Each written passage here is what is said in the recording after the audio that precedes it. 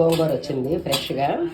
ఈ గోంగూర పచ్చడి మళ్ళీ గిన్నెలో ఎందుకులే వేయించడం అని చెప్పేసి మైక్రోవేవ్ పచ్చడి చేస్తానన్నమాట. ఇప్పుడు ఒక టమాటా, 4 పచ్చిమిరకాయలు కూడా మా చెట్టుయే.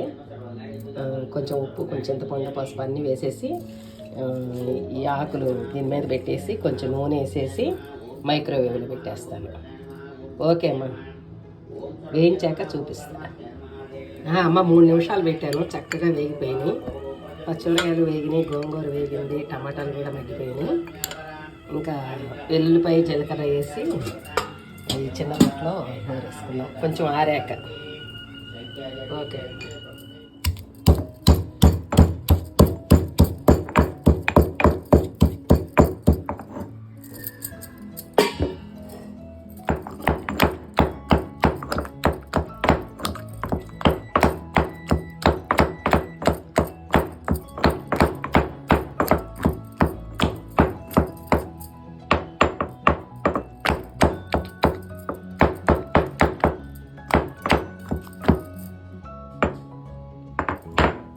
అయిపోయింది గోంగూర పచ్చడి.